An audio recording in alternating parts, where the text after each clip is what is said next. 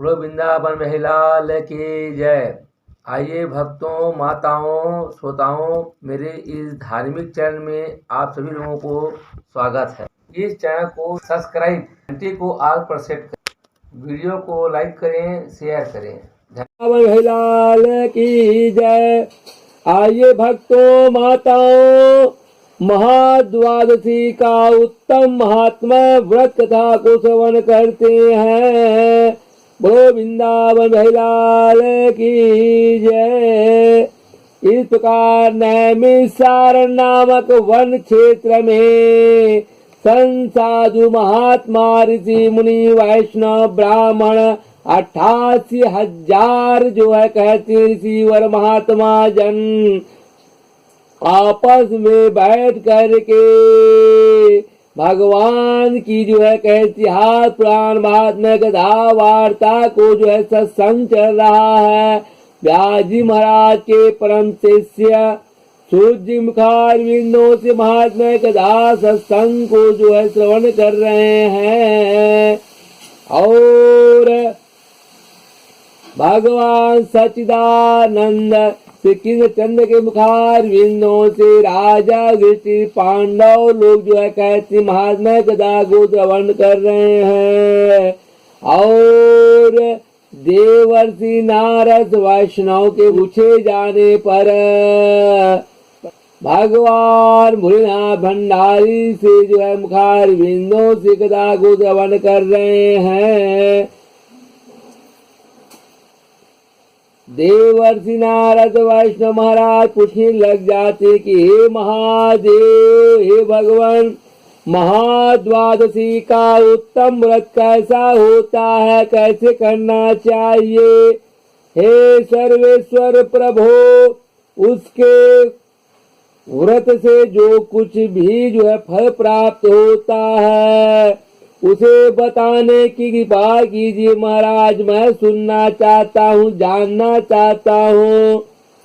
देवर्षि वैष्णव महाराज जी मुखार विंदों से इस प्रश्न को श्रवण करके पूछे जाने पर भगवान महादेव जी कहते हैं, हे ब्राह्मण, यह एकादशी महान पुण्य फल को देने वाली है।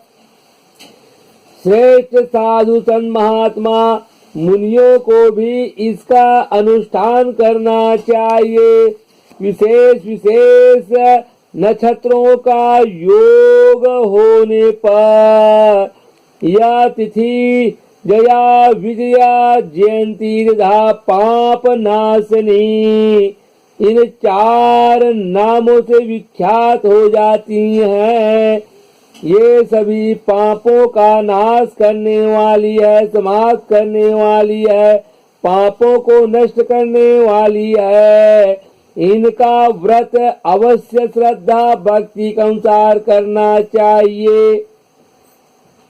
जब शुक्ल पक्ष की एकादशी को पुनर्वसु नक्षत्र हो तो वह उत्तम तिथि जया एकादशी कहलाती है।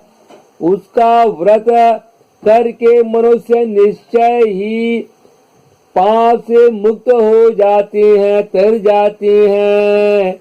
जब शुक्ल पक्ष की द्वादशी को श्रवण नक्षत्र हो तो वह उत्तम तिथि विजया के नाम से संसार सागर में ख्यात हो जाती हैं। इसमें किया हुआ दान है और साधु संत वैष्णव ब्राह्मण भोजन महा सहस्त्र गुना फल को देने वाला होता है तथा होम और उपवास तो सहस्त्र गुणे से भी अधिक फल को देने वाला होता है। जब शुक्ल पक्ष की द्वादशी को रोहिणी नक्षत्र हो तो वह तिथि जयंती कहलाती है। वह सब पापों को हरने वाली है, समाप्त करने वाली है। उस तिथि को पूजित होने पर भगवान गोविंद निश्चय ही मनुष्य नर हो या नारी के सब पापों को धो डालते हैं, समाप्त कर डालते हैं। जब कभी शुक्ल पक्ष की द्वादशी को पुण्य नक्षत्र हो तो वह महान पुण्यमयी पापनाशनी तिथि कहलाती हैं, जो एक वर्ष तक प्रतिदिन एक प्रस्थ तीर्थदान करता है, तथा जो केवल पाप नाशनी एकादशी को उपवास करता है, उन दोनों का पुण्य समान फल प्रदान करने वाला होता है। उस तिथि को पूजित होने पर संसार सागर के स्वामी सर्वेश्वर श्री हरि भगवान संतुष्ट होते हैं, आनंदित होते हैं, प्रहरचित हो जाते हैं तथा प्रत्यक्ष दर्शन भी देते हैं। उस दिन प्रत्येक पुण्य कर्म का आनंद फल पाना गया है। सगर नंदन ककोतस्त तथा राजा गाधी ने उस तिथि को भगवान की श्रद्धा भक्ति के अनुसार आराधना पूजन पाठ की थी, जिससे भगवान ने इस पृथ्वी पर उन्हें सब कुछ दिया था। इस तिथि के सेवन से मनुष्य नर हो या नारी 7 जन्मों के कायिक, वाचिक और मानसिक पाप से मुक्त हो जाता है, तर जाता है, पापों से छुटकारा प्राप्त कर लेता है। इसमें तनिक भी संदेह नहीं है। पुण्य नक्षत्र से युक्त एकमात्र पापनाशनी एकादशी का व्रत करके मनुष्य नर हो या नारी 1000 एकादशियों के व्रत का फल प्राप्त कर लेता है। उस दिन स्नान, दान, जप, होम, स्वाध्याय और देव पूजा आदि जो कुछ भी किया जाता है उसका अक्षय फल मांगा गया है, बतलाया गया है। भक्ति अनुसार यत्न पूर्वक इसका व्रत अवश्य करना चाहिए। जिस समय धर्मात्मा राजा युधिष्ठिर पंचम अश्वमेध यज्ञ का स्नान कर चुके, उस समय उन्होंने यदुवंशावतंस भगवान श्री कृष्ण से इस प्रकार प्रश्न किया, पूछा गया। राजा युधिष्ठिर बोले कि हे प्रभु, नक्त व्रत तथा एक भुक्त व्रत का पुण्य एवं फल क्या है, आगे बात करके बतलाइए। हे जनार्दन भगवान, यह सब मुझे आप बतलाइए महाराज, मैं सुनना चाहता हूँ, जानना चाहता हूँ, ऐसा कहा। तब परमात्मा भगवान सच्चिदानंद श्री कृष्ण कहते हैं कि हे कुंती नंदन, हेमंत ऋतु में जब ब्रह्म कल्याण में मार्ग शीर्ष मास आए, महीनाए, तब उसके कृष्ण पक्ष की द्वादशी तिथि को उपवास व्रत करना चाहिए। उसकी विधि इस प्रकार है। दृढ़ता पूर्वक उत्तम व्रत का पालन करने वाला शुद्ध चित्त पुरुष नर हो या नारी 10वीं तिथि को सदा एक भुक्त रहे, उपवास करें अथवा शौच, संतोष आदि नियमों के पालन पूर्वक नक्त व्रत के स्वरूप को जानकर उसके अनुसार एक बार भोजन करना चाहिए। दिन के 8वें भाग में जब सूर्य का तेज मंद पड़ जाता है, उसे नक्त जानना चाहिए। रात को भोजन करना नक्त व्रत नहीं है। गृहस्थ के लिए तारों के दिखाई देने पर नक्त व्रत भोजन का विधान बतलाया गया है, और सन्यासी के लिए दिन के 8वें भाग में क्योंकि उसके लिए रात में भोजन का निषेध बतलाया गया है।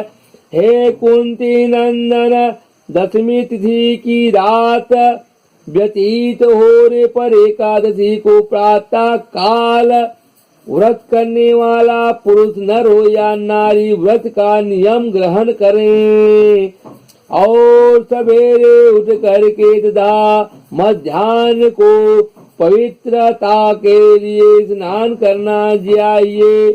कुएं का स्नान निम्न श्रेणी का बतलाया गया है।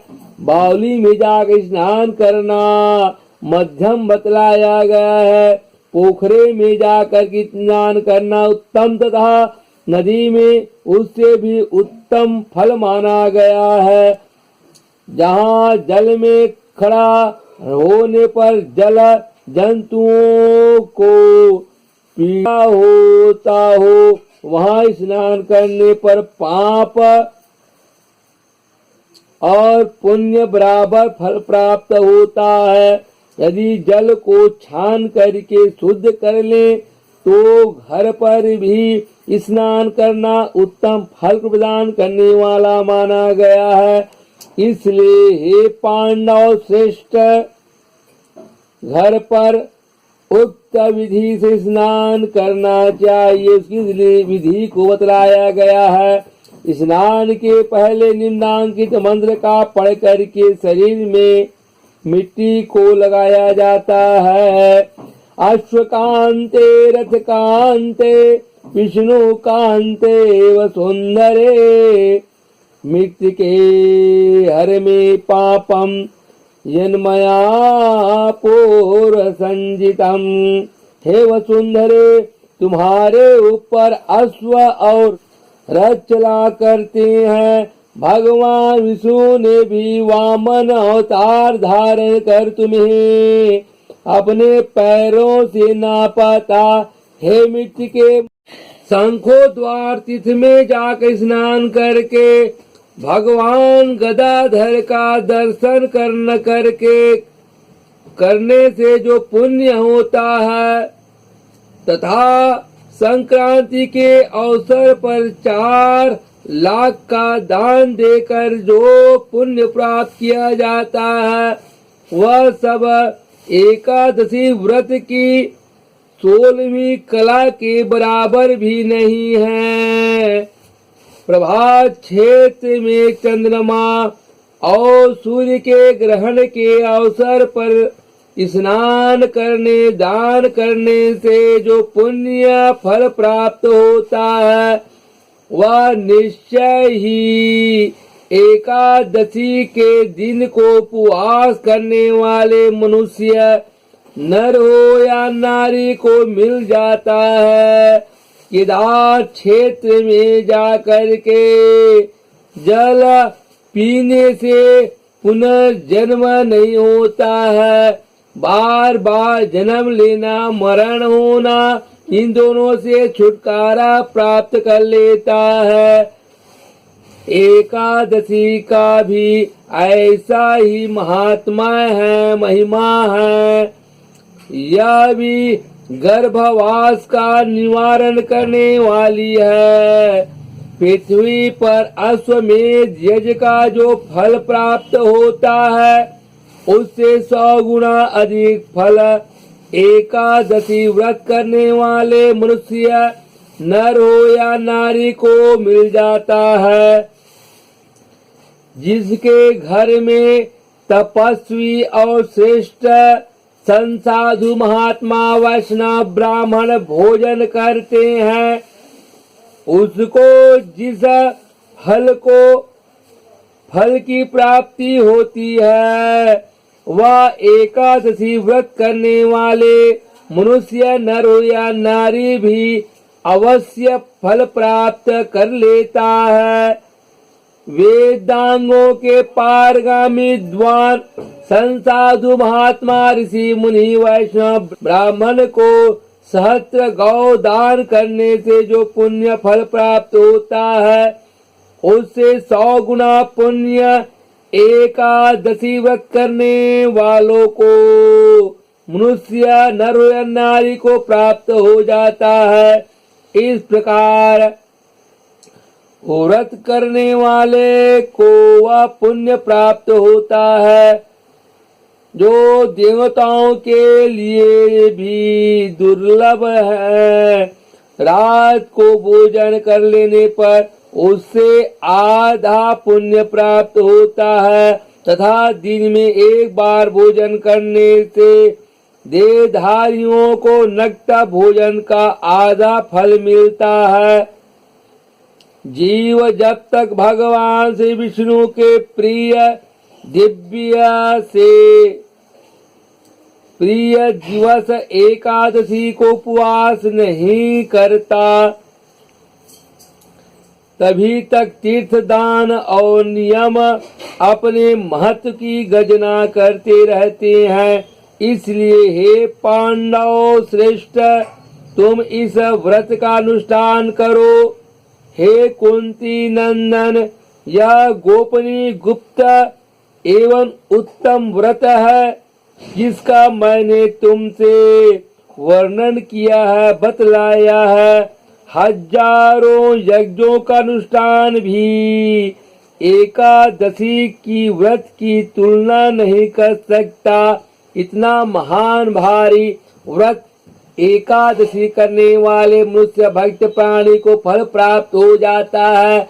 इस प्रकार हे कुंती नंदन, यह एकादशी में जो है कहते हैं द्वादशी युक्त एकादशी महाद्वादशी व्रत करने का विधान मैंने तुमसे कह करके बतलाया है। महाद्वादशी को एकादशी व्रत करने से पुण्य की महिमा महात्मा कथा को श्रवण किए हैं।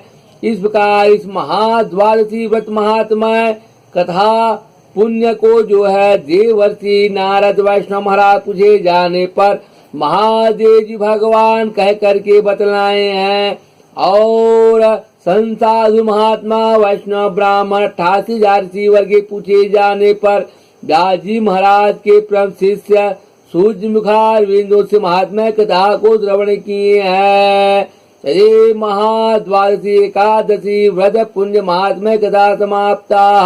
बोलो वृंदावन बिहारी लाल की जय, लक्ष्मी नारायण भगवान की जय, राधा भगवान की जय, श्री राम जानकी भगवान की जय, शाली रामदेव भगवान की जय, शंकरनाथ पार्वती भगवान की जय, पवन सुत हनुमान की जय, नगर देवता भगवान की जय, ग्राम देवता भगवान की जय, भक्त और भगवान की जय, अपने अपने गुरु महाराज की जय, अपने अपने माता पिता की जय। धर्म की जय, धर्म का नाश हो, प्राणियों में सद्भावना हो, विश्व का कल्याण हो।